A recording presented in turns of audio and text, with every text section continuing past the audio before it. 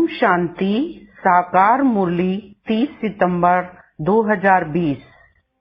मीठे बच्चे, सबसे पहले यही ख्याल करो कि मुझ आत्मा पर जो कट चढ़ी हुई है वह कैसे उतरे। सुई पर जब तक कट जंग होगी तब तक चुंबक खींच नहीं सकता। प्रश्न: पुरुषोत्तम संगम युग पर तुम्हें पुरुषोत्तम बनने के लिए कौन सा पुरुषार्थ करना है? उत्तर: कर्मातीत बनने का। कोई भी कर्म संबंधों की तरफ बुद्धि ना जाए, अर्थात कर्म बंधन अपने तरफ ना खींचे।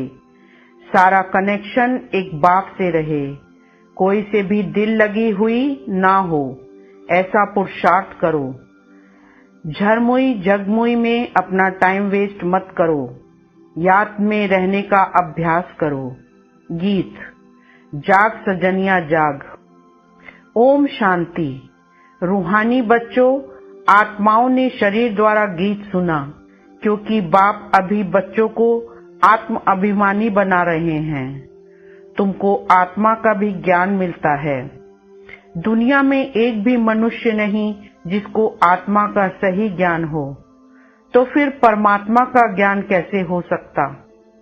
यह बाप ही बैठ समझाते हैं। समझाना शरीर के साथ ही है।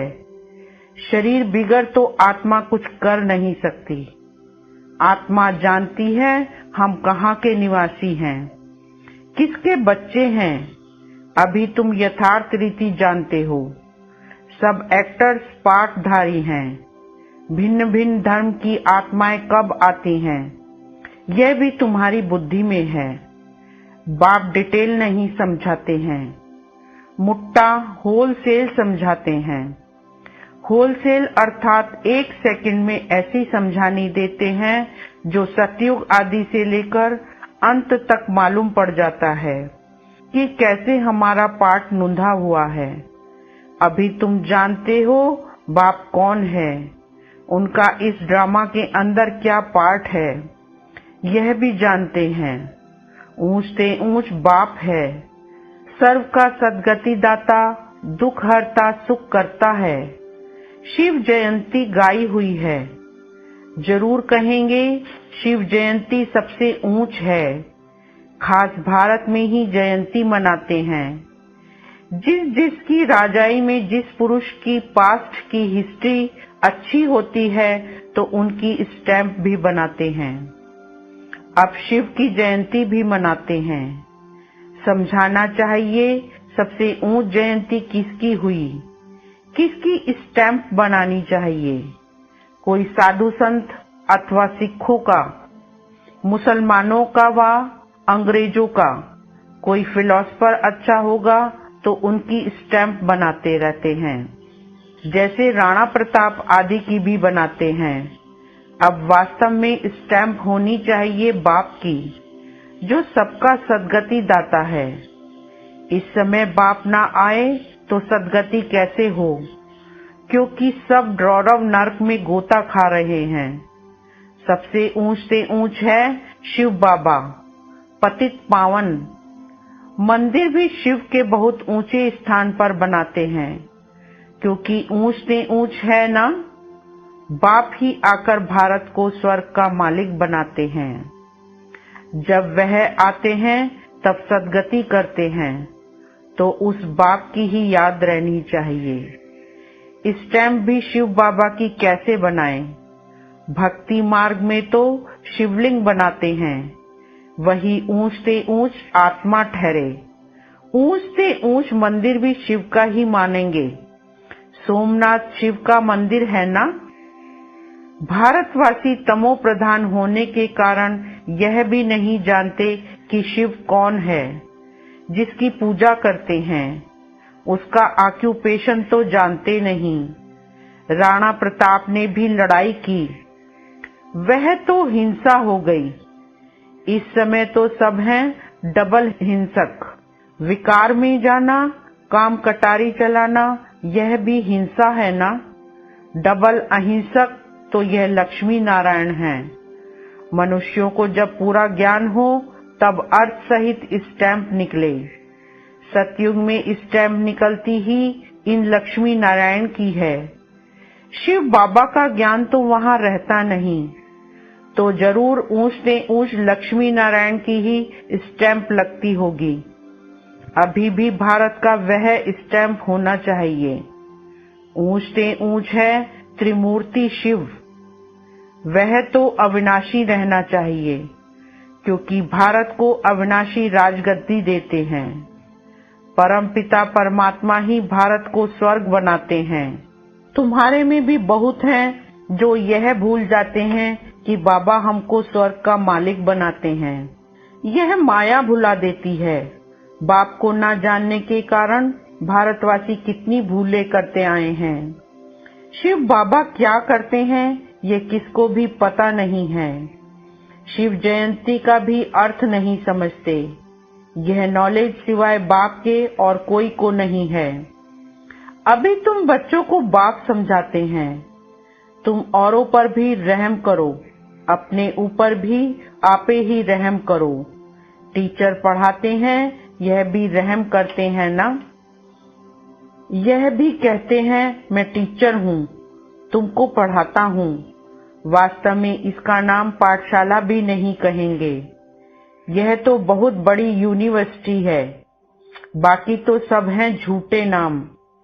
वह कोई सारे यूनिवर्स के लिए कॉलेज तो है नहीं, तो यूनिवर्सिटी है ही एक बाप की, जो सारे विश्व की सद्गति करते हैं। वास्तव में यूनिवर्सिटी यह एक ही है। इन द्वारा ही सब मुक्ति जीवन मुक्ति में जाते हैं, अर्थात शांति और सुख को प्राप्त करते हैं। यूनिवर्स तो यह हुआ ना। इसलिए बाबा कहते हैं डरो मत। यह तो समझाने की बात है। ऐसे भी होता है इमरजेंसी के टाइम में कोई किसकी सुनते भी नहीं है। प्रजा का प्रजा पर राज्य चलता है, और किसी धर्म में शुरू से राजाई नहीं चलती। वह तो धर्म स्थापन करने आते हैं, फिर जब लाखों की अंदाज में हो तब राजाई कर सकें। यहाँ तो बाप राजाई स्थापन कर रहे हैं यूनिवर्स के लिए। यह भी समझाने की बात है। दैवी राजधानी इस पुरुषोत्तम संगम युग पर स्थापन कर रहे हैं। बाबा ने समझाया है कृष्ण नारायण राम आदि के काले चित्र भी तुम हाथ में उठाओ फिर समझाओ। कृष्ण को श्याम सुंदर क्यों कहते हैं? सुंदर था फिर श्याम कैसे बनते हैं? भारत ही हेवन था, अब हेल है। हेल अर्थात काला, हेवन अर्थात गोरा। राम राज्य को दिन, रावण राज्य को रात कहा जाता है। तो तुम समझा सकते हो देवताओं को काला क्यों बनाया है। बाप बैठ समझाते हैं तुम हो अभी पुरुषोत्तम संगम युग पर, वह नहीं है। तुम तो यहाँ बैठे हो ना, यहाँ तुम हो ही संगम युग पर। पुरुषोत्तम बनने का पुरुषार्थ कर रहे हो। विकारी पतित मनुष्यों से तुम्हारा कोई कनेक्शन ही नहीं है। हाँ, अभी कर्मातीत अवस्था नहीं हुई है, इसलिए कर्म संबंधों से भी दिल लग जाती है। कर्मातीत बनना उसके लिए चाहिए याद की यात्रा। बाप समझाते हैं तुम आत्मा हो, तुम्हारा परमात्मा बाप के साथ कितना लव होना चाहिए। ओहो, बाबा हमको पढ़ाते हैं। वह उमंग कोई में रहता नहीं है। माया घड़ी घड़ी देह अभिमान में ला देती है, जबकि समझते हो शिव बाबा हम आत्माओं से बात कर रहे हैं, तो वह कशिश, वह खुशी रहनी चाहिए ना। जिस सुई पे जरा भी जंक नहीं होगी, वह चुंबक के आगे तुम रखेंगे तो फट से चटक जाएगी। थोड़ी भी कट होगी तो चटकेगी नहीं, कशिश नहीं होगी। जहां से नहीं होगी फिर उस तरफ से चुंबक खींचेंगे। बच्चों में कशिश तब होगी जब याद की यात्रा पर होंगे। कट होगी तो खींच नहीं सकेंगे। हर एक समझ सकते हैं हमारी सुई बिल्कुल पवित्र हो जाएगी तो कशिश भी होगी। कशिश नहीं होती है क्योंकि कट चढ़ी हुई है। तुम बहुत याद में रहते हो, तो विकर्म भस्म होते हैं। अच्छा, फिर अगर कोई पाप करते तो वह 100 गुना दंड हो जाता है। कट चढ़ जाती है, याद नहीं कर सकते। अपने को आत्मा समझ बाप को याद करो। याद भूलने से कट चढ़ जाती है तो वह कशिश लव नहीं रहता। कट उतरी हुई होगी तो लव होगा। खुशी भी रहेगी, चेहरा खुशनुमा रहेगा। तुमको भविष्य में ऐसा बनना है। सर्विस नहीं करते तो पुरानी सड़ी हुई बातें करते रहते। बाप से बुद्धि योग ही तुड़ा देते हैं। जो कुछ चमक थी वह भी गुम हो जाती है। बाप से जरा भी लव नहीं रहता। लव उनका रहेगा जो अच्छी रीति बाप को याद करते होंगे। बाप को भी उनसे कशिश होगी। यह बच्चा सर्विस भी अच्छी करता है और योग में रहता है तो बाप का प्यार उन पर रहता है। अपने ऊपर ध्यान रखते हैं। हमसे कोई पाप तो नहीं हुआ। अगर याद नहीं करेंगे तो कट कैसे उतरेगी। बाप कहते हैं चार्ट रखो तो कट उतर जाएगी। तमो प्रधान से सतो प्रधान बनना है तो कट उतरनी चाहिए। उतरती भी है फिर चढ़ती भी है। 100 गुना दंड पड़ जाता है। बाप को याद नहीं करते हैं तो कुछ ना कुछ पाप कर लेते हैं। बाप कहते हैं कट उतरने बिगर तुम मेरे पास आ नहीं सकेंगे, नहीं तो फिर सजा खानी पड़ेगी। मोचरा भी मिलता, पद भी भ्रष्ट हो जाता। बाकी बाप से वर्षा क्या मिला। ऐसा कर्म नहीं करना चाहिए जो और भी कट चढ़ जाए। पहले तो अपनी कट उतारने का ख्याल रखो। ख्याल नहीं करते हैं तो फिर बाप समझेंगे इनकी तकदीर में नहीं है। क्वालिफिकेशन चाहिए, अच्छे कैरेक्टर्स चाहिए। लक्ष्मी नारायण के कैरेक्टर तो गाए हुए हैं। इस समय के मनुष्य उन्हों के आगे अपना कैरेक्टर वर्णन करते हैं। शिव बाबा को जानते ही नहीं। सद्गति करने वाला तो वही है। सन्यासियों के पास जाते हैं परंतु सर्व का सद्गति दाता है ही एक। बाप ही स्वर्ग की स्थापना करते हैं। फिर तो नीचे ही उतरना है। बाप के सिवाय कोई पावन बना ना सके। मनुष्य खड्डे के अंदर जाकर बैठते हैं। इससे तो गंगा में जाकर बैठे तो साफ हो जाएं, क्योंकि पतित पावनी गंगा कहते हैं ना। मनुष्य शांति चाहते हैं तो वह जब घर जाएंगे तब पाठ पूरा होगा। हम आत्माओं का घर है ही निर्वाण धाम। यहाँ शांति कहाँ से आई। तपस्या करते हैं, वह भी कर्म करते हैं ना। करके शांत में बैठ जाएंगे। शिव बाबा को तो जानते ही नहीं। वह सब है भक्ति मार्ग। पुरुषोत्तम संगम युग एक ही है जबकि बाप आते हैं। आत्मा स्वच्छ बन मुक्ति जीवन मुक्ति में चली जाती है। जो मेहनत करेंगे वह राज्य करेंगे। बाकी जो मेहनत नहीं करेंगे वह सजाएं खाएंगे। शुरू में साक्षात्कार कराया था सजाओं का, फिर पिछाड़ी में भी साक्षात्कार होगा। देखेंगे हम श्रीमत पर ना चलें तब यह हाल हुआ है। बच्चों को कल्याणकारी बनना है। बाप और रचना का परिचय देना है। जैसे सुई को मिट्टी के तेल में डालने से कट उतर जाती है, वैसे बाप की याद में रहने से भी कट उतरती है। नहीं तो वह कशिश वह लव बाप में नहीं रहता है। लव सारा चला जाता है मित्र संबंधियों आदि में। मित्र संबंधियों के पास जाकर रहते हैं। कहाँ वह जंग खाया हुआ संग और कहाँ यह संग। जंक खाई हुई चीज के संग में उनको भी कट चढ़ जाएगी। कट उतारने के लिए ही बाप आते हैं। याद से ही पावन बनेंगे। आधा कल्प से बड़ी जोर से कट चढ़ी हुई है। अब बाप चुंबक कहते हैं मुझे याद करो। बुद्धि का योग जितना मेरे साथ होगा उतनी कट उतरेगी। नई दुनिया तो बननी ही है। सतयुग में पहले बहुत छोटा सा झाड़ होता है देवी देवताओं का, फिर वृद्धि को पाते हैं। यहाँ से ही तुम्हारे पास आकर पुरुषार्थ करते रहते हैं।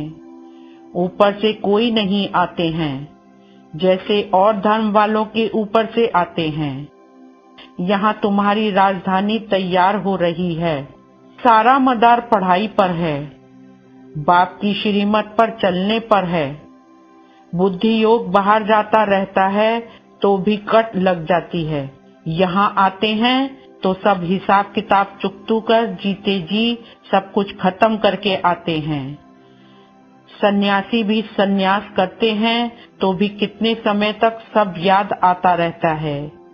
तुम बच्चे जानते हो अभी हमको सत का संग मिलता है। हम अपने बाप की ही याद में रहते हैं।